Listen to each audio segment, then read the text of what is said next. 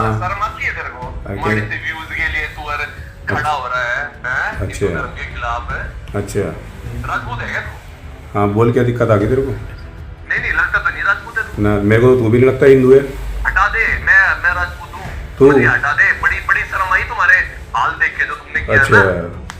समझ गया? अच्छा तू क्या है? एक बात बताऊं? हाँ तू है। बताऊं? हाँ थोड़े वे जो बजरंग दल वाले ना, वे हल्के लिगड़ गए। अच्छा। तो मेरे जैसा कोई होता ना, तेरा चम्मच उतार देता तेरा। अच्छा। नमस्कार दोस्तों, मेरे साथ जो शख्स खड़े हैं, इनके परिचय के तौर पर अगर मैं सिर्फ दो शब्द का इस्तेमाल करूं, दीपक कुमार कोटद्वार, तो मुझे लगता है जो भी आप वीडियो देख रहे हैं सब इनके बारे में जान गए होंगे और पहचान गए होंगे। यही आज की तारीख में इनका परिचय है।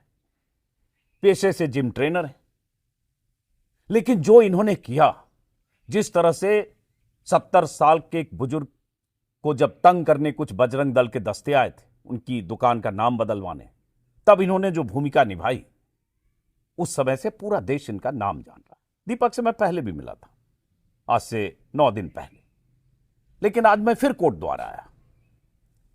कोटद्वार इसलिए आया क्योंकि 2 दिनों से मुझे जानकारी मिल रही थी कि दीपक कुमार को अलग अलग जगहों से धमकियां मिल रही है, कुछ सोशल मीडिया के जरिए, कुछ और फोन के जरिए।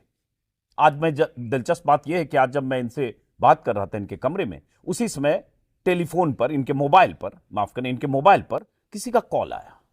कॉल करने वाला इन्हें सीधे सीधे धमकी दे रहा था, सबक सिखाने की बात कर रहा था। शर्म आती है तेरे को? माड़ी से व्यूज के लिए तू और खड़ा हो रहा है हिंदू धर्म के खिलाफ है। अच्छा राजपूत है क्या तू? हाँ बोल, क्या दिक्कत आ गई तेरे को? नहीं नहीं, लगता तो नहीं राजपूत है तू। ना मेरे को तो तू भी नहीं लगता हिंदू है। हटा दे, मैं राजपूत हूँ। तू हटा दे, बड़ी बड़ी शर्म आई तुम्हारे हाल देख के जो तुमने किया अच्छा ना।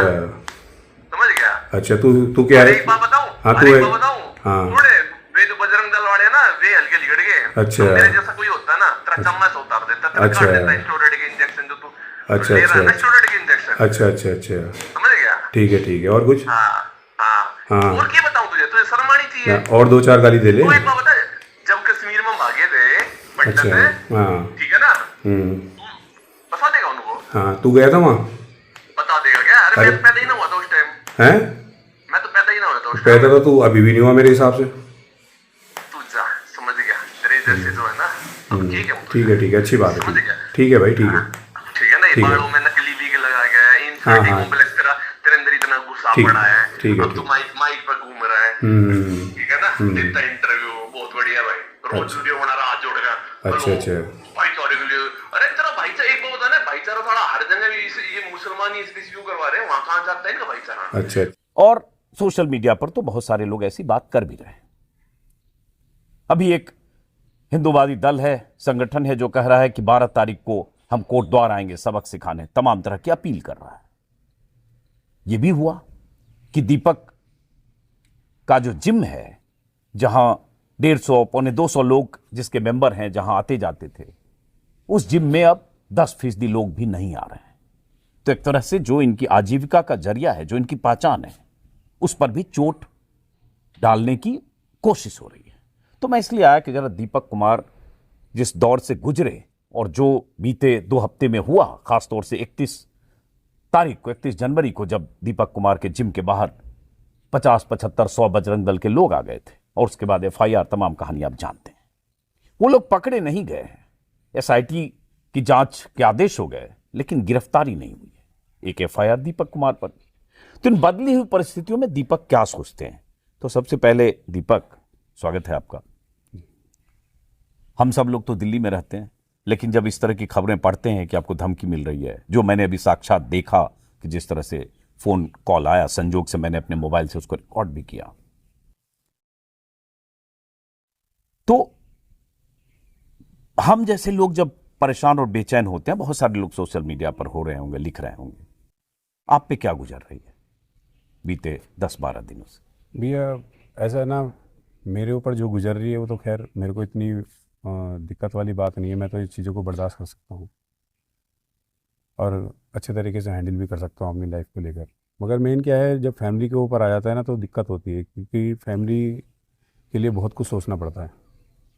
अब जैसे ये धमकियाँ मिल रही हैं तो इस धमकी को थ्रू ये मेरी वाइफ को भी पता चला है, मेरी माँ को भी पता चला है, तो वो बहुत ज़्यादा टेंशन में है। वो तो बहुत ज़्यादा परेशान है, रो भी रहे हैं कि ये जो हो रहा है क्या हो रहा है, ऐसी धमकियाँ आ रही हैं आपके पास, या तो आप कहीं चले जाओ कुछ महीनों के लिए, या कहीं भी मतलब ऐसी जगह चले जाओ कि जहाँ पर आप सेफ हो, क्योंकि ये चीज़ें ठीक नहीं है। क्योंकि मुझे पता है कि फैमिली वालों को सोचना पड़ता है, माँ सोचती है, माँ रात को भी रो रही थी मेरी, सुबह मेरी वाइफ रो रही थी। जब मेरी वाइफ को सुबह ये पता चला कि कुछ है संगठन जो धमकियाँ दे रहा है, तो इस तरह करके फैमिली को लेकर ज़रा सोचना पड़ता है।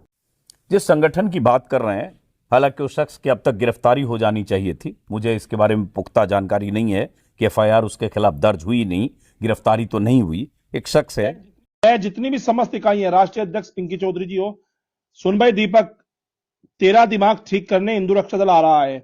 और मेरी सभी सनातनी भाइयों से विनती है, कोई किसी बिना संगठन में बटे, कोई किसी बिना किसी चीज में बटे, कोट द्वार 3 बजे जहां पर इसका जिम था वहां पहुंचे। हिंदू रक्षा दल उत्तराखंड, हिंदू रक्षा दल उत्तर प्रदेश और जितनी भी इकाइयां हिंदू रक्षा दल की है, समस्त हिंदू रक्षा दल पहुंच रहा है। और मेरा उन वामपंथियों से और उन विधर्मियों से और उन उसके पक्षधारी कोई भी हो XYZ, उनसे भी ये आग्रह है कि जितना दम तुम में हो तुम लगाना 3 बजे कोट द्वार 12 तारीख बृहस्पतिवार को, और जितना दम हम में होगा हम लगाएंगे। हम सनातनियों की टोली लेके आएंगे, तुम जिहादियों की टोली। अब ये शख्स, इसका नाम ललित शर्मा है, हिंदू रक्षा दल का जो भी नेता है। छुट भाई, ये लोग पिछले 10 साल में ऐसे कुकुर मुत्ते की तरह संगठन और उसके नेता उगाए।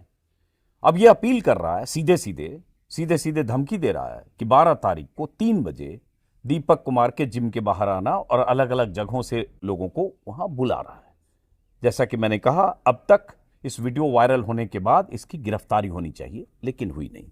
क्या आप तक भी पहुंच रही होगी, ये सब वीडियो पहुंच रहा होगा? हाँ, मेरे पर आ रहा है वीडियो, तभी तो मेरी फैमिली को लेके पता चला है, मेरी माँ को पता चला है कि ऐसे ऐसे वीडियो सोशल मीडिया पे आ रहे हैं और लोग बाग ऐसी ऐसी धमकियाँ दे रहे हैं। जैसे कि इससे पहले एक वीडियो वायरल हुआ था, अभी उसने 2 लाख रुपए का मेरे बिहार का कोई था इनाम रखा था। उसने बोला था कि 2 लाख रुपए मिलेंगे तो कोई दीपक को मारेगा और सनातनी धर्म के बारे में उसको समझाएगा। ऐसी एक वीडियो ये कल या परसों वायरल हुआ है, और इसने भी इस तरह की धमकियाँ दी है कि 3 बजे 12 तारीख को कोट द्वार जाएंगे और दीपक को हम अपने हिसाब से समझाएंगे, उसको तरीका बताएंगे सनातनी धर्म क्या चीज़ है क्या नहीं है। तो ये चीज़ें जब मेरे पर आ रही है तो मैं तो खैर मैं नहीं सोचता, मगर जब फैमिली पर आती है तो बहुत ज़्यादा टेंशन हो जाती है। तो मम्मी को और वाइफ को पता लगी है तो वो बहुत ज़्यादा टेंशन में है तब से, और परेशान हो रखे हैं बहुत ज़्यादा।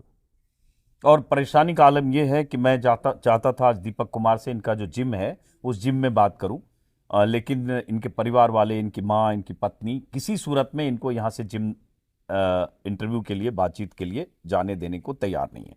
तो इसलिए मुझे इनकी घर की छत पर यह बात करनी पड़ रही है। हालांकि उसके बाद भी मैं जिम जाऊंगा। तो ये इनके परिवार में जो बेचैनी है, इनकी माँ चाय की दुकान चलाती है, यहाँ से पास में ही है शायद। हाँ, उनसे भी मिलूंगा वैसे। लेकिन एक बात और दीपक आ रही है, जो कल खबर आई सोशल मीडिया पर कि आपके 150 लोग आपके जिम के मेंबर थे, जो अब 10% रह गए, 15। वो क्या हुआ? मतलब डिटोरिएट हुआ, लोगों का आना बंद हो गया? किस वजह से लोग नहीं आ रहे हैं? देखो सर, बच्चे तो मेरे जिम में 150 रहते ही रहते हैं। जैसे आजकल थोड़ा सीज़न थोड़ा डाउन चल रहा था, ठंड के कारण तो बच्चे नहीं आ रहे थे। 150 बच्चे फिर भी जिम के अंदर आ रहे थे। तो जो 31 को, जो 31 तारीख को ये लोग आए हैं, इन्होंने यहाँ पर गाली गलौज करी है और बदतमीजी करी है। उसके बाद ये कुछ लोग उसमें से जिम में आए हैं, और उस टाइम पर मेरे जिम में 7 से 8 लेडी एक्सरसाइज कर रही थी, लड़कियाँ एक्सरसाइज कर रही थी, और 5-6 लड़के भी एक्सरसाइज कर रहे थे उस टाइम पर। और जब ये जिम में आए तो वहाँ जिम का माहौल बहुत ज़्यादा ख़राब हो गया था, इस कारण वो वहाँ से भागे हैं। और जब वो मेंबर मेरे चले गए हैं तो उन्होंने भी अपने साथ वालों को कॉल और मैसेज वगैरह किया है, नहीं यार वहाँ का माहौल बहुत ज़्यादा ख़राब हो गया है आजकल, वहाँ जाना सेफ़ नहीं है। तो उनकी फैमिली वालों ने ही मना करा है, तो इस कारण वो आ नहीं रहे। जिस हिसाब से वो माहौल वहाँ पर ख़राब हुआ था, गाली गलौज वगैरह हुई थी, तो उनको भी डर लग गया था कि ये हम पर हमला ना बोल दें या हमारे साथ कोई बदतमीजी ना कर दें। तो इस कारण वो वहाँ से चले गए। वो तब से अब तक तो नहीं आए हैं। मैंने कॉल भी कराया, उनको बात भी करी है, उनसे पूछा भी है, मैंने कहा आ जाओ, कोई दिक्कत वाली बात नहीं है, माहौल ठीक है।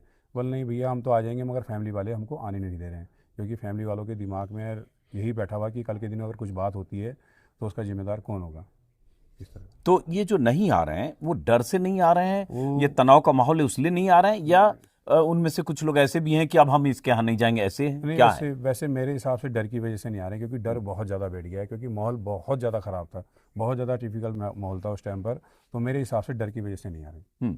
तो अब जैसे जो लोग नहीं आ रहे हैं, क्या उससे आपकी आर्थिक स्थिति पर फर्क पड़ा? क्योंकि आप पहले ये बताइए, फीस स्ट्रक्चर क्या है आपका जिम फीस का? पर मंथ जो है 1000 है, हाँ। और पीटी अगर कोई लेता है उसका 5000 है। पीटी मतलब पर्सनल ट्रेनर अगर हाँ, 5000 पर मंथ। पैकेज के हिसाब से फिर अलग है, जैसे वो 1 ईयर की है 10,000 है, हाँ। और 6 मंथ की है 5000 है, तो ऐसे उसका तो अलग 10,000 रुपया एक महीने का लेते, एक साल का लेते हैं, एक महीने का 1000। महीने का 1000 हाँ। रुपये, और पर्सनल ट्रेनिंग का 5000। 5000।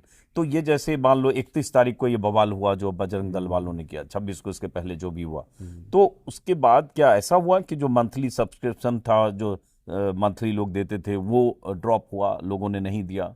नहीं, वो ऐसे वही तो बता रहा हूँ मैं कि जो 31 तारीख को जो भी कुछ हुआ ये सब चले गए वहाँ से, और जो 150 प्लस बच्चे थे उसमें से सिर्फ 12 से 15 बच्चे रह गए हैं, और जिन्होंने मेरे को पैकेज भी दे रखा है वो भी नहीं आ रहे हैं।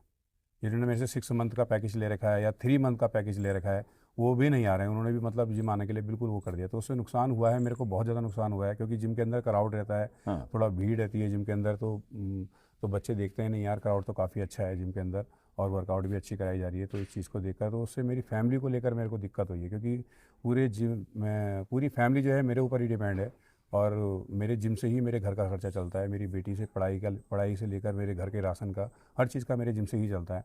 और जो थोड़ा बहुत सपोर्ट है वो मेरी मम्मी करती है मेरे को, क्योंकि जो चाय की एक छोटा सा स्टॉल लगाती है उससे ही मेरे थोड़ी बहुत हेल्प हो जाती है। तो जिम जो आपका है वो उसका किराया भी होगा किराया अपने? भी है, 40,000 किराया है उसका, 40,000 रुपये करीबन किराया है, और 10,000 रुपये करीबन जो लड़का रखा है उसको जाते हैं, हाँ। और 10 से 12,000 रुपये बिजली का बिल आता है, और 5,000 रुपये स्वीपर को जाते हैं। तो मतलब लगभग 70-75 हजार रुपया वो आपका खर्चा है? 80-85 हज़ार रुपये महीने का खर्चा है। हाँ। उसके बाद जो बचता है तब अपने बारे में सोचना पड़ता है। तो अब क्या लग रहा है कि आपको इसका क्या अंदेशा है? अब तो यही है कि अगर 15 बच्चे आ रहे हैं तो 15,000 रुपये ही हो रहे हैं बस, 20 बच्चे आ रहे हैं तो 20,000 रुपये हो रहे हैं, इससे ज़्यादा तो खैर क्या ही हो। तो जिन्होंने सब्सक्रिप्शन ले रखी होगी या एडवांस दे रखा होगा 3 महीने 6 महीने, वो वापस करने के लिए भी लोग कह रहे हैं कि अब नहीं आ पाऊंगा, दीपक भाई देख लो वापस हाँ, कर। उसमें से कुछ लड़कों का मेरे को फ़ोन भी आया है, कि लड़कियों का भी मेरे को फ़ोन आया है कि भैया हमारे इतने मंथ बच रहे हैं, हमारे इतने मंथ की फ़ीस पे कर दो, वापस कर दो। देखिए, ये कोट द्वार के लोगों की जिम्मेदारी है। मैं तो दिल्ली से आया हूं कि एक जिम्मेदार नागरिक के तौर पर, इंसान के तौर पर, आपके शहर के एक शख्स ने कोट द्वार का नाम कहूं तो रोशन किया है। कोट द्वार उत्तराखंड देवभूमि का एक इलाका है, लेकिन एक शख्स जिसने भाईचारे का संदेश दिया, एक शख्स जिसने एक बुजुर्ग मुस्लिम और बजरंग दल के लफंगों गुंडों के बीच में खड़े होकर देश भर को संदेश दिया कि मुसलमान को आप यूं ही टारगेट नहीं कर सकते झुंड में आकर। फिर उत्पाती लड़कों का झुंड, बजरंग दल के लफंगों का झुंड दीपक कुमार के जिम के बाहर पहुंचा, तब भी ये डट कर खड़ा रहा। अब उस शख्स का अगर काम धाम जिम, जिसकी वजह से इनकी आजीविका चलती है, उस पर अगर इस तरह की आफत आई कि वहां लोग आना बंद कर रहे हैं, या लोग कह रहे हैं एडवांस वापस कर दो, या लोगों को किसी अंदेशे की वजह से नहीं आ रहे हैं, या कोई और भी वजह है, तो कोट द्वार के लोगों की जिम्मेदारी है कि आप दीपक की हौसला अफजाई करें। हौसला अफजाई कैसे करेंगे? जो इनका काम है, जिम ट्रेनर हैं, शानदार जिम ट्रेनर हैं, बहुत सारे लोग इनके यहाँ आते हैं, मुझे कई लड़के मिले कि मेरा गुरु है।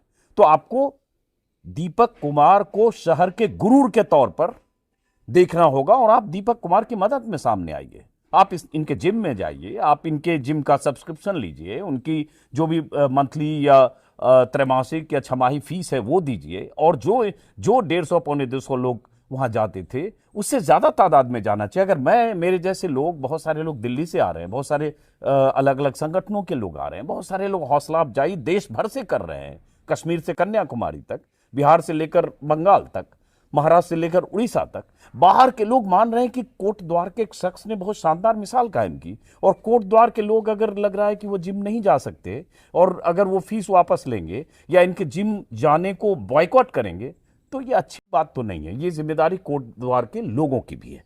अब जिम की जब हम बात कर रहे हैं, तो जैसे अभी पिछले 5-7 दिनों से आपका जाना आना कम हुआ है वहाँ? नहीं, मैं तो जा ही नहीं रहा हूँ, क्योंकि माहौल ठीक नहीं था, तो मम्मी भी वाइफ भी नहीं जाने दे रही है। जैसे जैसे सोशल मीडिया पे ये चीज़ें डल रही हैं, तो वो मेरे को घर से निकलने ही नहीं दे रहे हैं बिल्कुल भी। आज मैं थोड़ी देर के लिए गया भी था, तो मेरी वाइफ के मेरे को पता नहीं कितने कॉल आ गए कि आओ आओ आओ आओ, तब मैं ज़्यादा देर नहीं, आधा पौन घंटा मुश्किल से रह पाया वहाँ, फिर उसके बाद मैं तुरंत घर आ गया। तो लगभग अभी 10-12 लोग हैं, लगभग एक तरह से बंद जैसी स्थिति है। हाँ, बंदी समझ लो, उस पर 10-12-15 लोगों में क्या ही होना है। ऐसे दिन भर वहां रहते थे आप? हाँ, मतलब मैं सुबह जाता था, 6 बजे करीबन जाता था, 6 साढ़े 6 बजे करीबन जाता था, 10:30 बजे तक वहाँ रहता था। फिर शाम को जाता था 3:30-4 बजे करीबन, फिर शाम को 10:30-10 बजे तक वहाँ रहता था। तो ये बताओ दीपक कि बहुत सारे लोग, आपके दोस्त भी आ रहे होंगे या शहर के बहुत सारे लोग मिल रहे होंगे, फोन कॉल आ रहा होगा लोगों को का आपके पास, क्या कह रहे हैं, लोगों की राय क्या है? लोग तो भैया अभी भी सपोर्ट करने के लिए ही बोल रहे हैं कि हम डाल देते हैं पैसा, ये कर देते हैं, मगर मेरे को ऐसा पैसा नहीं चाहिए, सीधी सी बात है। क्योंकि मैं कब तक कर लूँगा ऐसा। हाँ, और मेरा दिल भी उसकी चीज़ के लिए गवाही नहीं देता। हाँ, सही बात। कि जैसे वो मेरे को बोल रहे हैं कि हम डालेंगे, हम लेंगे आपसे मेंबरशिप लेंगे। मैंने चलो कोई बात नहीं, आप मेंबरशिप ले लो, मगर जिम में तो आओ कम से कम। मगर जिम में नहीं आ सकते। जैसे कि यहाँ से मेरे को बाहर से बहुत कॉल आए हैं, बहुतों ने बोला है मेरे को कि हम मेंबरशिप लेंगे आपका। और बहुत लोगों की मेरे को बात भी इतनी अच्छी लगी कि जो लोग नहीं आ रहे उनकी मेंबरशिप हम दे देते हैं, उनको आप लेके आओ। तो कुछ लोग ऐसे ही बोल रहे हैं, बड़ा मतलब बहुत अच्छा सा लग रहा है। वो ऐसा नहीं है कि मेरे बारे में कुछ अच्छा सोच रहे हैं। तो ऐसे करके लोगों की सपोर्ट तो मिल रही है, मगर मैं नहीं चाहता कि लोग बाग ऐसे सपोर्ट करें। मैं चाहता हूँ कि ये एक खुददारी है एक शख्स की, जो ये नहीं चाहते कि बाहर से आप कहीं से, महाराष्ट्र से, बिहार से, बंगाल से, जैसा कि बहुत सारे लोग वहां से भी वो उस तरह से सोच रहे हैं लोग कि हम सदस्यता ले लेंगे दीपक के जिम की, अगर इनकी आजीविका पर फर्क पड़ रहा है। दीपक को लगता है कि नहीं, फिर जिम नहीं आ रहे हो तो इस तरह की मदद से आप बचना चाहते हो। बिल्कुल। ये खुददारी है, उसकी तारीफ करूंगा दीपक। लेकिन क्या ऐसे बहुत सारे लोग, अगर मेरे वीडियो देखकर ही बहुत सारे लोग आपका कोई बार कोड चाहेंगे कि आपकी कुछ मदद करें, अगर आपको कुछ परेशानी है तो आप वो मदद लेना चाहोगे? नहीं भैया, फिर वो मैसेज थोड़ा सा अलग चला जाएगा लोगों को कि कितनों के मुंह पकड़ने हैं। क्योंकि लोगों को कुछ लोगों की सोच है, मेंटलिटी है, जैसे यहीं के लोगों की मेंटलिटी सोच ये है कि शायद वो यही बोल देंगे शायद पैसों के लिए किया था। तो उनके दिमाग में यही चीज़ आएगी शायद इस बंदे ने जो भी कुछ किया है पैसों के लिए किया है या राजनीति के लिए किया है। जबकि इन चीज़ों से मैं बहुत दूर हूँ, राजनीति से भी, और ये पैसों की हेल्प लेना, इतना भी मैं सक्षम हूँ जो अपने घर परिवार का खर्चा चला सकता हूँ। अदरवाइज़ मेरे से नहीं होता, मैं कोई दिक्कत वाली बात नहीं, अगर नहीं आएंगे जिनमें बच्चे नहीं हैं कोई दिक्कत नहीं है। मेरे को अपना घर परिवार चलाना, मेरे को भले से मजदूरी करने पड़े मैं करूँगा, मगर अपने घर परिवार का खर्चा चलाऊँगा। मुझे ये बात बहुत अच्छी लगी दीपक की, और ये खुददारी इंसान में होनी चाहिए। सही बात है कि अगर एक बार कोड डाल दें कि दीपक कुमार की मदद करें, तो बहुत सारे लोग कहने लगेंगे कि देखो ये आ गया, ये भीख मांगने लगा, ये चंदा मांगने लगा, यही करने लगा, यही कहेंगे। यही दीपक की यही सोच है मेरे ख्याल से। बिल्कुल जी, बिल्कुल। तो ये वो नहीं चाहते कि उस तरह से हो। लेकिन मैं कोट द्वार के लोगों से उम्मीद करूंगा, अपील करूंगा कि कोट द्वार के लोग अधिक से अधिक इनके जिम की सदस्यता लें और इनके जिम में जाएं। मैं शहर के लोगों का जानना चाहता हूं दीपक, उन लोगों का रवैया क्या है? जैसे इतनी बड़ी आबादी है शहर की, बहुत सारे लोग मानते होंगे बहुत अच्छा किया दीपक ने, बहुत सारे लोग मानते हैं कि दीपक ने गलत किया, मानते होंगे, दोनों तरह के लोग हैं। जैसे कि मेरे को लेडीज़ मिली हैं, लड़कियां मिली हैं, मेरे जिम की मिली हैं, ऐसी बात नहीं, उन्होंने मेरी बहुत तारीफ़ करी है। और भी लेडीज़ मिली है जिनको मैं नहीं जानता था कि नहीं बेटा तूने बहुत अच्छा काम किया है, ऐसी बात नहीं है। मगर मेरे को अफसोस सर सिर्फ इसी बात का है, जो मेरे अभी हाल फिलहाल से कुछ टाइम पहले से मेरे दोस्त बने थे, बहुत क्लोज दोस्त बने थे। विजय रावत जी मेरे को समझाता था, जो मेरा फ्रेंड है, कि दीपक नहीं है, नहीं है, नहीं है, ये लोग ऐसे नहीं है, तू समझने में भूल कर रहा है, तू बहुत सीधा आदमी है, शायद एकदम विश्वास कर लेता है। तो उन पर बड़ा अफसोस है मेरे को। अच्छा। हाँ, वो मेरे बारे में मतलब बहुत गलत गलत बातें बोल रहे हैं सोशल मीडिया के थ्रू, और इंटरव्यू वगैरह जो दे रहे हैं वो बहुत गंदी गंदी बातें बोल रहे हैं कि बस मैं बता नहीं सकता। वो इतनी गंदी गंदी मेरे लिए बातें बोल रहे हैं, तो वो मेरे को बड़ा दुख हो रहा है, मेरे को बहुत हर्ट हो रही है ये चीज़ें। यार मैं इतना अच्छा सोचता था इन लोगों के लिए, और हमेशा स्टैंड लेता था, ऐसा नहीं है, और हमेशा मदद भी करी है हर चीज़ को लेकर, और सामने भी आए हूँ। और ये लोग ऐसी सोच रख रहे हैं, मतलब उम्मीद नहीं थी वो लोग ऐसा करेंगे। जो आपके दोस्त बने थे, जो दोस्त बने थे भी हाल फिलहाल 2.5-3 साल से, जिनसे मेरी जान पहचान हुई थी 3-4 साल से, तो वो बहुत गलत गलत मतलब अफवाहें उड़ा रहे हैं सोशल मीडिया के थ्रू, बहुत बहुत उल्टा सीधा बोल रहे हैं। तो वो चीज़ मेरे को बहुत चुभ रही है, बहुत ज़्यादा मेरे को ठेस पहुंची इस चीज़ को लेकर। नहीं तो अदरवाइज़ जो है, जो वैसे जेन्युइन जो लोग हैं, जो मेरे को नहीं जानते थे कोटद्वार में, या वो मेरी बहुत इज्जत कर रहे हैं, बहुत मेरी तारीफ़ कर रहे हैं। ख़ास तौर से लेडीज़ है, लड़कियां जो हैं कोटद्वार की, यूथ जो है, वैसे बच्चे जो हैं, उन्हें भैया आपने बिल्कुल ठीक कराया, क्योंकि वो शॉप जो थी अब से नहीं थी, हम भी 30-35 साल की पुरानी शॉप है, और हम भी वहाँ जाते थे बाबा के पास, बाबा ड्रेसेज जो है जी, कपड़े लेने, और ऐसी ऐसी बात है। तो आपने जो भी किया वो ठीक किया है। आज भी मेरे को मिले हैं, कॉल आए हैं मेरे पे कि भैया बहुत अच्छा काम किया आपने, कोई ख़राब काम नहीं किया, तो उससे अफसोस करने वाली बात नहीं है। ये है। तो लेकिन जैसे अभी मैं आपके घर आया तो आपके 5-10 दोस्त अभी बैठे हुए दिखे, तो लोग आपके पास मिलने बहुत आ रहे हैं। वो दोस्त नहीं थे मेरे, वो मैं वैसे ही बाई फेस उनको जानता हूँ, तो बहुत बड़े उम्र में। अच्छा। वो तो मेरे पापा की उम्र के भी हैं। ओ, सब मिलने आया तो वो आपसे। मेरे से मिलने आया, तो मेरा वो उसमें कुछ आर्मी रिटायर भी थे, तो वो मेरी बहुत तारीफ कर रहे थे। वो मेरे को काफ़ी टाइम से बोल रहे थे यार मिलना है मिलना है।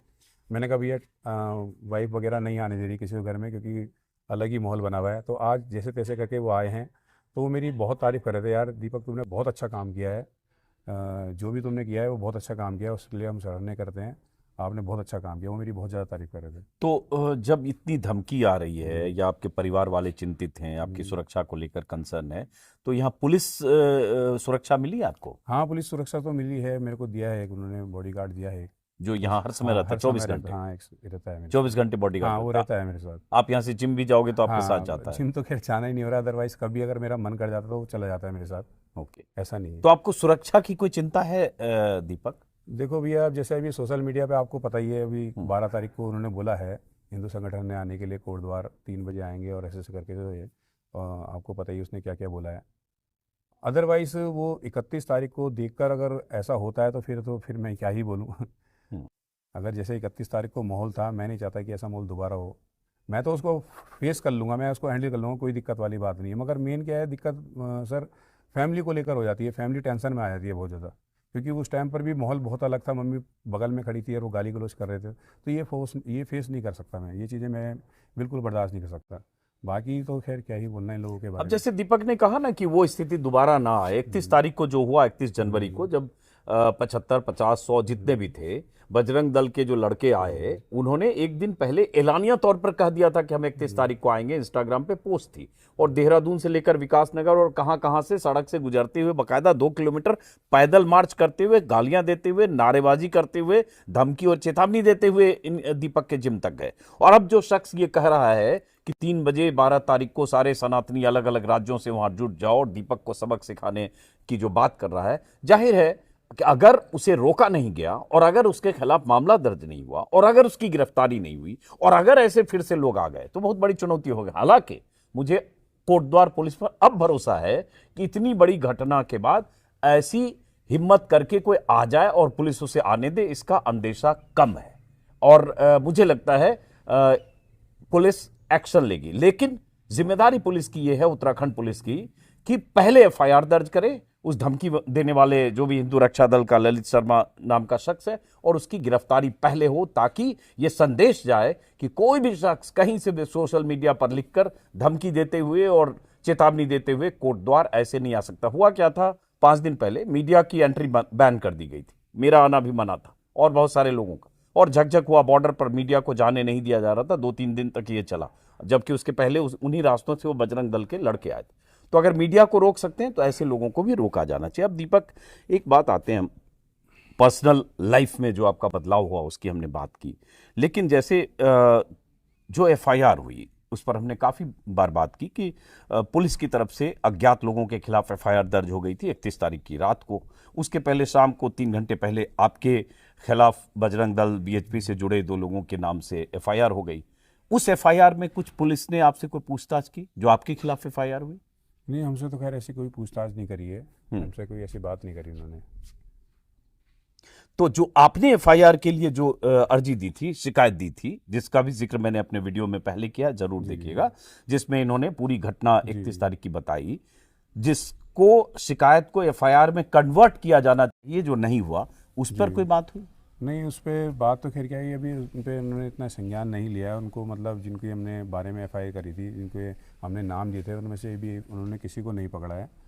मैं चाह रहा था कि इनको भी कस्टडी में लिया जाए और उनसे पूछताछ की जाए, उनको ज़रा सबक सिखाया जाए। तो उनके बारे में भी ऐसा कोई आया नहीं। एक ही बंदा उन्होंने पकड़ा है, वो दीपक बजरंगी करके लड़का है, वो भी इस मैटर से लेकर नहीं है, वो अलग ही मैटर है, क्योंकि उसने कुछ उल्टे सीधे बयान दिए थे मोमदनों को लेकर, उनके भगवान को लेकर जो भी है, तो वो उस मैटर में उसको पकड़ा गया है। अब देखिए, जैसे दीपक ने, मैंने पहले भी कहा था कि दीपक ने जो शिकायत दी थी 31 तारीख को थाना इंचार्ज को, उस शिकायत में दीपक ने कई लोगों के नाम लिए थे, शोभित अग्रवाल, राजेश जदली, अंकित काला, आशीष काला, युवराज राणा, सौरभ नौटियाल, नयन मोंगिया, राजेश नौटियाल, इन सब के नाम दीपक ने अपनी शिकायत में दिए थे, कईयों के फोन नंबर हैं, ज्यादातर के 8 गाड़ियों के नंबर हैं, और उसके बाद भी ये शिकायत दीपक की जो थी ये एफआईआर में नहीं तब्दील हुई, और ये शिकायत एफआईआर का आधार नहीं बना जो कि बनना चाहिए था। वही दीपक कह रहे हैं कि इनमें से किसी की गिरफ्तारी नहीं हुई, कोई पूछताछ नहीं हुई, और पुलिस ने अज्ञात के नाम से एफआईआर दर्ज की, जबकि अब जो जानकारी मिल रही है कि 14 लोग की पहचान हुई है और 4 दिन पहले एक एसआईटी बनी है। लेकिन सवाल उठता है वो एसआईटी ने अब तक किया क्या है। अब जब सारे सबूत हैं, जो स्क्रीन पर जैसे आप देख रहे हैं, ये ऑल्ट न्यूज़ के मोहम्मद जुबैर हैं जिन्होंने सबकी पहचान की कि ये कौन लोग हैं, जिसमें अमन स्वेडिया है, बजरंग दल का कोऑर्डिनेटर है, सिद्धांत वडनोई है, नरेश उनियाल है, स्क्रीन पर आप देख रहे हैं सबके चेहरे, भूपी चौधरी है, बजरंग दल वर्कर है, और ये सब लोग उस हंगामे में 31 तारीख के हंगामे में गाली गलौज में शामिल थे। सचिन चौधरी है, स्क्रीन पर सबके चेहरे देख रहे हैं आप, अर्पण गोयल है, उसके बाद अक्षय त्यागी है, उसके बाद भारत ठाकुर है, उसके बाद प्रदीप राजपूत है।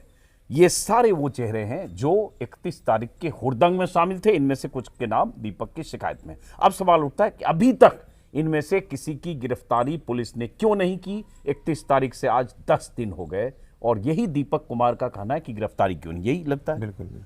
तो इससे ये लगता है ना कि पुलिस जिस तरह से इतने सबूत के बाद, साक्ष्य के बाद, जो सब कुछ वीडियो एविडेंस है, उसके बाद पुलिस का जो एक्शन होना चाहिए था वो नहीं हुआ बिल्कुल भी। तो आपको लगता है क्यों नहीं हुआ?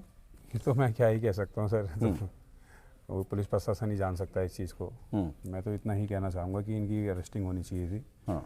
अगर अरेस्टिंग हो जाती तो जो ये काफ़ी सारी वीडियो वगैरह डाल रहे हैं सोशल मीडिया पर, ये कहीं ना कहीं दब जाते, क्योंकि उनको पता है जब अरेस्टिंग होनी नहीं है, कुछ होना नहीं है, कार्रवाई होनी नहीं है, तो फ्री माइंड होकर गाली गलौज कर रहे हैं और धमकियाँ दे रहे हैं, तो ये चीज़ें शायद बंद हो जाती मेरे हिसाब से अगर इनकी अरेस्टिंग होती तो।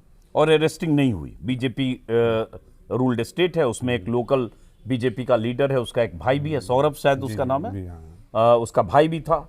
और खास बात कि ये लड़के, इनमें से 4-5 ऐसे हैं जो बाकायदा यूट्यूबर्स को और चैनल्स को इंटरव्यू दे रहे हैं, और इंटरव्यू में उल्टे दीपक कुमार पर आरोप लगा रहे हैं, इन्हें ही गुनाहगार ठहरा रहे हैं, खुद को पीड़ित ठहरा रहे हैं, और जस्टिफाई कर रहे हैं कि जो कुछ भी 31 तारीख को हुआ, और जो आदमी सामने है, जो आदमी जिम्मेदारी भी ले रहा है 31 तारीख की घटना में, अपनी मौजूदगी से इनकार नहीं कर रहा है, उनके नाम एफआईआर में नहीं है, वो अज्ञात है। पहचान अगर हुई, जो खबर आ रही है कि कुछ 12-14 की पहचान हुई, तो अभी तक कोई गिरफ्तारी नहीं हुई, पुलिस का एक्शन नहीं हुआ। अब बात आती है दीपक, जो हमने शुरू में भी बात की कि यहां से आगे को लेकर कोई चिंता, भविष्य की चिंता, कि 26 तारीख का उस बुजुर्ग बाबा वकील अहमद की दुकान पर आपकी मौजूदगी, वहां आपका उनकी दुकान बाबा ड्रेसेज का नाम बदलने को लेकर आपका प्रतिवाद, खुद को मोहम्मद दीपक कहकर बीच में जूझना, और उसके बाद फिर 31 तारीख की घटना, और उसके बाद जो कुछ हुआ, आप घर में बैठे हो, जिम में आप सक्रिय रहते, आपकी जिम में 150 लोग थे, साल भर बाद हो सकता है 250 लोग होते, तो इसकी कोई चिंता भी है? देखो भैया, पहली बात तो ये है कि मैंने जो काम किया, एक तो इंसानियत के नाते काम किया। मैंने ये कभी सोचा नहीं था कि ऐसा होगा वैसा होगा, बस हाँ ये ज़रूर था कि दिमाग में, अदरवाइज़ मैं किसी 70 से 75 साल बुजुर्ग की कोई मदद कर रहा हूँ, या ये भी कह सकते हैं मैं उसको बचा रहा हूँ, तो लोगों को इसमें शाबाशी देनी चाहिए थी, मेरा हौसला बढ़ाना चाहिए था। नहीं यार दीपक भाई, आपने जो भी किया वो ठीक किया है, कोई गलत काम नहीं किया। अदरवाइज़ वो किसी यंग को टारगेट करते या किसी वैसे को बोलते कि हाँ 24-25 साल का बंदा है, उसको टारगेट करते, तो एक बात वो कहीं ना कहीं दब जाती। तुम 70 से 75 साल के आदमी को तुम टारगेट कर रहे हो, उसके बाद आदमी मेरे को, मतलब जो कहते हैं ना कि हर कैटेगरी का इंसान है दुनिया के अंदर, और हर किसी की सोच अलग अलग है, तो कुछ लोगों की सोच है वो आज भी मेरे को यही बोलने की नहीं तूने गलत किया है, तुझे ऐसे नहीं करना चाहिए था, कि वो मुसलमान है, तू हिंदू है, तूने ये नाम क्यों लिया। मैंने कहा भाई उस टाइम पर कंडीशन टिपिकल थी बहुत ज़्यादा, मैं उनको ये समझाने की कोशिश कर रहा था, मैं भी तो एक हिंदू हूँ यार। तो मैंने ये है कि, और फिर दूसरी बात ये है कि लाइफ तो चेंज हुई है, प्यार तो देखो मेरे को भरपूर मिल रहा है, लोगों से भरपूर प्यार मिल रहा है, दुनिया भर से मेरे को कॉल और मैसेज आ रहे हैं, वीडियो कॉल पे लोग मेरे से बात करने के लिए वो कर रहे हैं, मिलने के लिए आ रहे हैं। अभी परसों की बात है, बॉम्बे से मेरे पे 4 लोग आए थे मिलने, मैं उनसे नहीं मिल पाया, मेरे को बड़ा दुख हुआ। मैं रात भी, अगर जैसी मैं लेट रहा था बिस्तर पे, तो मेरा दिमाग सीधा वहीं चला था, यार इतनी दूर से लोग आए हैं और मैं मिल नहीं पाया उनसे, मेरे को इस चीज़ का बड़ा अफसोस है। तो लोगों का प्यार तो मुझे बहुत मिल रहा है, बहुत ज़्यादा मिल रहा है, उसके लिए तो मैं उनको सल्यूट करता हूँ, और दिल से सल्यूट करता हूँ, उनका मैं सम्मान करता हूँ। नहीं यार, कि आप लोग मुझे बहुत प्यार दे रहे हैं, इसका मतलब मैंने कोई नेक काम ही किया है। मगर अब आई थी मेरी फैमिली के ऊपर बात, सर अब फैमिली के ऊपर जब बात आ जाती है मैं बिल्कुल टूट जाता हूँ, मैं कुछ नहीं सोच पाता, क्योंकि मेरी माँ ने जो है ना बहुत मेहनत करी। 20-25 साल से लगभग वो चाय बेच रही है। पहले वो घरों के काम करती थी जाकर, किट्टी पार्टी में मम्मी ने बर्तन भी मांजे हैं लोगों के घर में, तो उसको देखकर थोड़ा सा तकलीफ होती है। नहीं मैं समझ सकता हूँ, आप पहले भी आप भावुक हुए, मैं समझ सकता हूँ। और तो फैमिली को लेकर ही होती है भैया टेंशन, बाकी तो मुझे इन जैसे जो टचमुची हैं इनसे मेरे को कोई दिक्कत नहीं है। ऐसे तो आते हैं भोंकते हैं चले जाते हैं, आते हैं भोंकते चले जाते हैं, मैं इनसे बिल्कुल भी नहीं, मैं घबराता, बिल्कुल भी टेंशन नहीं होता कि मैं इनका सामना करने के लिए भी हमेशा 24 घंटे तैयार हूँ। तुम आ जाओ मेरे से बात कर लो, कोई दिक्कत नहीं है, ठीक है, मैं तैयार हूँ। मगर अदरवाइज जब फैमिली के ऊपर बात आ जाती है मेरी वाइफ को लेकर, और सबसे बड़ी बात 5 साल की मेरी बेटी है, उसके दिमाग में भी ये बातें घुस गई थी कि घर के अंदर माहौल अलग है, बाहर माहौल अलग है, जिम के नीचे। वो रोज़ शाम को मेरे साथ जिम जाती है, रोज़ शाम को, कि मेरे को पापा के पास जाना है, जिम में जाके बैठना है। तो उसको जिम में ज़रा खेलने को मिल जाता है तो वहाँ आके बैठती है। आजकल वो जिम भी नहीं जा पा रही है। जैसे पत्नी बच्चे की माँ की बात करते हैं तो दीपक की आंखें गीली हो जाती हैं, क्योंकि इनकी माँ ने बहुत संघर्ष करके दीपक की परवरिश की है। आपके पिताजी का निधन कब हुआ? हो गए 12-13 साल। और उसके बाद घरों में काम करना, उसके बाद चाय की दुकान, आज भी चाय की दुकान चलाती हैं। मैं कोशिश करूंगा कि इनकी माँ से भी मिलूं। तो जाहिर है ये तो नैतिक तौर पर, मानसिक तौर पर, शारीरिक तौर पर मजबूत हैं, हौसले वाले हैं, इसलिए सारी परिस्थितियों को झेलते हैं, झेल लेते हैं। लेकिन परिवार के बारे में सोचकर जाहिर है चिंतित होते होंगे। और घर में जब पत्नी और माँ यहीं रहती हैं, रात को आती हैं दुकान से? मम्मी रात को जाती है, मम्मी सुबह चली जाती है 7 बजे, खाना देने जाता हूँ मम्मी को 1-1:30 बजे। मैं भी नहीं जा रहा हूँ आजकल, किसी को बुलाता हूँ फ़ोन करके तो वो मम्मी को खाना देने जाता है। तब मम्मी रात को रोज़ 8 बजे आती है। एज भी मम्मी की 70 साल के आसपास हो गई है, तो आज भी वो ऐसा नहीं है कि पीछे हटती है, मेहनत भरपूर करती है मम्मी। एक चाय देने भी वो मतलब 3 मंजिली पे ऐसी चली जाती है सीढ़ी से, कोई। और चाय की दुकान कब से है उनकी? हो गए 20-22 साल हो गए लगभग, तब से कर रही। पहले रेडी लगाती थी, अब वो जहाँ पर रेडी लगती थी वो बिल्डिंग टूट गई है तो रेडी भी हट गई वहाँ से। तो एक अंदर किराए पे रेंट पर दुकान ले रखी है, 1200-1500 रुपये उसका रेंट जाता है, 1500 रुपये करीबन। तो वो रेंट देती है तो वहीं पे दुकान। खुद ही चाय बनाती हैं, खुद ही चाय बेचती हैं? खुद ही चाय बनाती है, खुद ही बेचती है, अकेले ही बेचती है। और यहाँ से कितने बजे चली जाती हैं माँ? सुबह ठीक 7 बजे तक चली जाती है। और फिर दिन भर वहीं रहती हैं? दिन भर वहीं रहती है। मम्मी को दिन में खाना देने में ही जाता हूँ और रात को मम्मी 8 बजे आती है। तो ये बताओ, चूंकि आपका जिम सेट हो गया, जिम कब खोला आपने? जिम तो भैया वो भी मम्मी ने किसी की हेल्प लेकर, मेरे को सपोर्ट लेकर पहला जिम खुलवाया था। तो उसी जिम से थोड़ा धीरे कर करके मेरे को करीबन ऐसी 27-28 साल हो गए जिम खुले हुए, और 30-31 साल मेरे को वर्कआउट करते करते हो गए हैं। तो मम्मी ने थोड़ा बहुत अमाउंट कहीं से लिया था, फिर बहन से लिया था, तो थोड़ा बहुत लेकर एक छोटा सा जिम खुला था। अब मेहनत करते करते अब यहाँ तक पहुँचा हूँ। तो आप नहीं अब कहते हो कि मम्मी अब हो गया, अब चाय की दुकान छोड़ दो? नहीं, मम्मी आज भी यही कहती है, मुझे पता तू नहीं कर पाएगा। मम्मी यही कहती है कि नहीं कर पाएगा, मुझे पता है बहुत अच्छे से, क्योंकि लोन लेकर अभी हाल फिलहाल ही बनाया मैंने मकान। एक साल जिसमें हम हैं अभी 1 साल ही हुआ है। इस पे भी मैंने 20 लाख रुपए का करीबन लोन ले रखा है।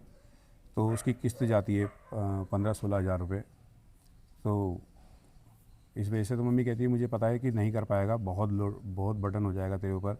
क्योंकि मम्मी से मुझे इतनी हेल्प मिल जाती है, मम्मी जो वहाँ से जो भी कमाती है 100-200-300 रुपये, उसकी रात को सब्ज़ी ले आना या दाल ले आना, मतलब जो भी है, तो मम्मी की तरफ से मेरे को काफ़ी हेल्प मिल जाती है, सपोर्ट मिल जाती है।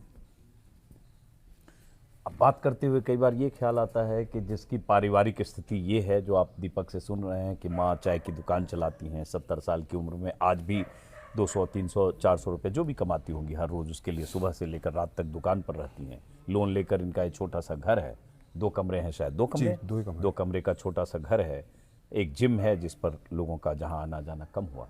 और इस स्थिति में, कमज़ोर आर्थिक स्थिति ही मैं मानूंगा, इसमें भी इतना नैतिक बल है, इनके भीतर इंसानियत चट्टान की तरह मजबूत है कि किसी झुंड से भिड़ जाते हैं। जब वो झुंड आकर, नफरती झुंड आकर किसी मुस्लिम को कहता है कि तुमने अपनी दुकान का नाम बाबा ड्रेस या बाबा स्कूल ड्रेस क्यों रखा है, और उसके बाद फिर पीछे नहीं हटते। जब 4 दिन बाद फिर 50-100 लड़के आ जाते हैं इनके जिम के बाहर, और उस 31 तारीख के बवाल के बाद आज 10 दिन हो गए, लेकिन 10 दिन बाद कोई भी होता टूट जाता, परेशान होता कि नहीं मैंने बेकार इसमें पंगा मोल लिया और रिग्रेट करता। कोई रिग्रेट है? नहीं सर, मेरे को कोई इस चीज़ का कोई वो नहीं है। मेरे को सबसे बड़ी बात है, मेरी माँ आज भी मेरे साथ खड़ी है। वो अभी भी यही बोल रही है कि तूने कोई गलत काम नहीं किया, कोई दिक्कत वाली बात नहीं है। अगर तू गलत काम करता तो मैं तेरे को मैं डांटती, तेरे से मैं बात करना बंद कर देती। मगर मेरे को सिर्फ इस चीज़ की सबसे ज़्यादा खुशी है कि मेरी माँ आज भी मेरे को यही बोली कि नहीं तूने कोई गलत काम नहीं किया, बस तू अपना ध्यान रख, बाकी कोई दिक्कत वाली बात नहीं है। अब आपको पुलिस से कोई शिकायत, अंदेशा है? एक तो एफआईआर उनकी होनी चाहिए, गिरफ्तारी होनी चाहिए जो नहीं हो रही है, लेकिन कोई ऐसा चूंकि आपके खिलाफ एफआईआर दर्ज हो गई कि आपके खिलाफ किसी तरह की कोई कॉन्स्पिरेसी, इसका कोई अंदेशा है आपको? देखो भैया, जैसे पुलिस ने 31 तारीख को काम किया था, वो काम तो मेरे को बिल्कुल पसंद नहीं आया था। क्योंकि उनकी जिम्मेदारी है कि अपने शहर का माहौल ना ख़राब होने दें और स्टिक होकर काम करें। तो आज थोड़ा सा मेरे को थोड़ा चेंज लग रहा है कि हाँ, अब उन्होंने थोड़ा सा माहौल संभाल लिया है। बस एक चीज़ की मेरे को दुख है, तकलीफ़ है कि उनकी अरेस्टिंग नहीं हो पा रही है, जिन्होंने इतना कुछ किया है। उनकी अरेस्टिंग होनी चाहिए। बस मैं ये चाहता हूँ पुलिस प्रशासन से बोलना कि उनकी अरेस्टिंग होनी चाहिए किसी भी तरह।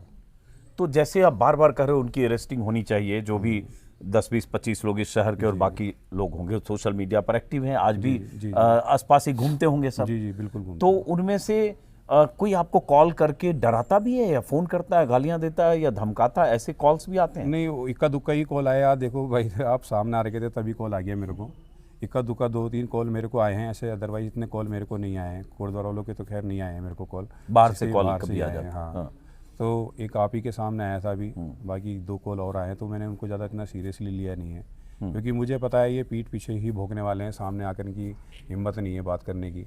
मेरे को ये अभी भी पता है कि ये 3-4-5 मिलकर मेरे से बात करने नहीं आ सकते फेस टू फेस। मेरे को इतना पता है, ये आएंगे तो झुंड के साथ ही आएंगे, 100-150 लोगों का झुंड लेके आएंगे। अब मेरी तो ये समझ में नहीं आ रहा, तुम अकेले बंदे से बात करने जा रहे हो। ना ही मैं किसी को फ़ोन करके ऐसा बोलता हूँ कि तुम आ जाओ, ऐसी बातें। ना ही मैंने सोशल मीडिया, अभी देखो 12 तारीख का उन्होंने बोला है, मैंने ये भी नहीं सोचा कि मैं सोशल मीडिया पे डालूं, जबकि मेरे पास बहुत दूर दूर से कॉल आ रहे हैं कि दीपक भाई हम आपके साथ हैं, हम आपके साथ हैं, एक बार आप कॉल करना, एक पोस्ट डाल देना, हम आ जाएंगे। मेरे को ये काम नहीं करना। मैं चाहता ही नहीं कि मेरे कोटद्वार का माहौल ख़राब हो। मैं चाहता हूँ कि यहाँ पर शांति बनी रहे और प्यार मोहब्बत से सब रहे। मगर ये इनकी सोच और इनकी मेंटलिटी ये बता रही है कि ये बहुत अलग ही सोच की इंसान है। इंसानियत नाम की इनके अंदर कोई चीज़ नहीं है।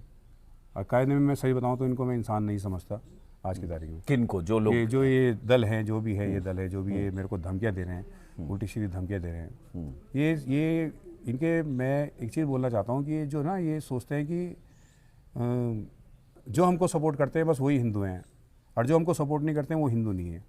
ये बस उन्हीं को हिंदू समझते हैं ये, और उस टाइम पर ये गायब हो जाते हैं जब किसी हिंदू के साथ कुछ अत्याचार होता है। या कितनी, अभी देखा होगा आपने, सुना होगा, देहरादून के अंदर एक लड़की के गला काट दिया उन्होंने, गुंजन नेगी करके नाम की लड़की है, उसका गला काट दिया। उसके लिए क्यों नहीं आए आगे? ये उसके लिए आगे आना चाहिए था उन्होंने। अंकिता भंडारी का इतना बड़ा मैटर है, उसके लिए एक ने भी पोस्ट नहीं डाली सर। और ये मेरे को धमकियाँ दे रहे हैं, मेरे को मारने के लिए नहीं। क्यों मारने के लिए नहीं? क्योंकि मैंने एक बुजुर्ग की जान बचाई है, और वो अदर कास्ट का है, मोमदन है, बस। भाई, अंकिता भंडारी पहाड़ की बेटी थी, और पहाड़ की बेटी थी, हमारी बहन थी, मेरी बहन थी। मेरे को अभी जो झारखंड के मंत्री जी ने मेरे को 2 लाख रुपए देने के लिए बोला है। मैंने बोला है कि मैंने कहा मैं कुछ पैसा उसको दूंगा और कुछ पैसा जो उसको दूंगा जो ये गुंजन नेगी है, और कुछ पैसा जो अदर लड़कियां जो जिनके साथ अत्याचार हुआ है उनको दूंगा। मुझे पता है कि मेरे घर की कंडीशन ख़राब है, मुझे पता है कि मेरे घर की कंडीशन बहुत ज़्यादा ख़राब है, मगर मुझे पता है कि मैं आने वाले टाइम पर संभाल लूँगा। मगर उनके माँ बाप नहीं संभाल पाएंगे सर। उसके मम्मी पापा को मैंने देखा है। किनके? अंकिता भंडारी के हाँ, मैं देखा, परसों मैं देहरादून में था। मतलब वो टूट चुके हैं, और इतने गरीब लोग हैं गांव में जहां रहते हैं, उनकी तो आजीविका का संकट है और कोई अर्निंग नहीं है। पहली तनख्वाह अंकिता की आने वाली थी, इंतजार कर रहे थे, मुश्किल से अंकिता को पढ़ाया, और उसके बाद वो बेटी चली गई। दर दर की ठोकरें खा रहे हैं वो, और उनके लिए बजरंग दल वाले और ये सनातनी हिंदुत्व का झंडा फहराने वालों को वक्त नहीं है अंकिता का नाम लेने का। मैं सर इनको एक बात जरूर बोलना चाहता हूँ कि भाई तुम जो कर रहे हो ये करते रहो यार, कोई दिक्कत नहीं, कोई फ़र्क नहीं पड़ता इन चीज़ों से, क्योंकि मुझे पता है आज हैं कल नहीं है। मगर जो बच्चों के साथ जो गलत हो रहा है ना, क्योंकि मेरे घर में भी मेरी बेटी है, उसके बारे में जब सोचता हूँ ना सर तो रूह कांप जाती है। 4-4 साल की बच्ची के साथ, 5-5 साल की बच्ची के साथ ये दुष्ट कर्म कर रहे हैं। चाहे वो कोई भी हो, चाहे हिंदू हो चाहे मुसलमान है, मैं जा ही नहीं रहा किसी जात की तरफ। यार उसके लिए सामने क्यों नहीं आते तुम लोग? जब भी कभी ऐसा कुछ मैटर होता है ना, मैं अपनी बेटी को रात भर देखता रहता हूँ सर। मैंने हिंदुस्तान को क्या होता जा रहा है, मैंने कहा कैसे चल, मैंने कहा ये हिंदुस्तान मैंने क्या था और क्या होता चला जा रहा है। मतलब इंसान की मेंटलिटी, इंसान की सोच कितनी नीचे तक गिर चुकी है। उसके अंदर मतलब 4 साल की 5 साल की बच्ची के अंदर वो क्या चीज़ देख रहा है जो उसके साथ दुष्ट कर्म कर रहा है। इस चीज़ के लिए आवाज़ क्यों नहीं उठाते यार भाई लोगों? मैं इनसे यही बोलना चाहता हूँ, इस चीज़ के लिए आवाज़ उठाओ, क्योंकि ज़रा ज़रा सी बच्चियों के साथ तुम इतने गंदे गंदे काम कर रहे हो, उनके अंदर तुम्हें ऐसा क्या दिख रहा है? तो मैं चाहता हूँ कि उसके लिए आवाज़ उठाओ यार। ये काम तुम करते रहना भाई, कोई दिक्कत वाली बात नहीं है, ठीक है। ये काम भी क्या है जो कर रहे हैं, ये भी किसी मोहम्मदन को तुम टारगेट करो, ये कोई सही काम नहीं है। क्योंकि इस देश की आज़ादी में सब ने बलिदान दिया है, सब ने लड़ाइयाँ लड़ी हैं, सब ने अपने परिवार वालों को खोया, सब ने अपने खानदान को पूरा नष्ट करते हुए देख लिया है, ठीक है। और इन चीज़ों के लिए आवाज़ नहीं उठा रहे हैं यार। ये फालतू की जो फिजूल की बातें हैं, एक बाबा नाम को लेकर तुम इतना बड़ा इशू बना रहे हो उस बात का, ये कहीं से कहीं तक कोई इंसानी वाला काम नहीं है। नहीं, उनको तो मुसलमान के नाम से ही दिक्कत है, मुसलमान होना ही उनके लिए नफरत की वजह है, तो इससे बदलने वाले नहीं मेरी हैं। वाइफ ना सर कई बार उठ जाती है, तो वो देखती है मेरे को। जब भी कभी कुछ ऐसा हादसा आता है सामने, कहीं मैटर देख लिया मैंने बच्चियों के साथ गलत काम करते हुए, तो मेरी वाइफ कहती है तुम सो क्यों नहीं रहे? अरे नहीं आती मेरे को नींद। आज की तारीख में मैं अपनी बेटी से सबसे ज़्यादा प्यार करता हूँ। वो मेरा सब कुछ है, मेरा आज, मेरा कल, मेरे जीने का तरीका, सब कुछ वही है। उसके बारे में जब सोचता हूँ ना, मैंने कहा यार ये कैसे रहेगी, इस माहौल में कैसे रहेगी, इसको मैं स्कूल छोड़ के आ रहा हूँ, ये वहाँ पर सेफ भी है कि नहीं है। तो यार इसके लिए पता नहीं क्यों ये लोग आवाज़ नहीं उठा रहे, मेरी समझ में नहीं आ रहा है। कैसी दुनिया में जी रहे हो, कैसा तुम हिंदुस्तान चाहते हो? तुम क्या ऐसे ही हिंदुस्तान चाहते हो यार? जरा जरा सी बच्चों के साथ बलात्कार होता रहे, जरा जरा सी बच्चों के साथ रेप होता रहे, उनके साथ गलत बर्ताव, उनके साथ दुष्कर्म करते नहीं ये लोग, और तुम चुपचाप करके बैठे रहो हैं? उसके लिए आवाज़ उठाना, उसको दो ना फांसी, चौराहे पे लाकर उसको मारो तुम, तो उससे मैसेज जाएगा।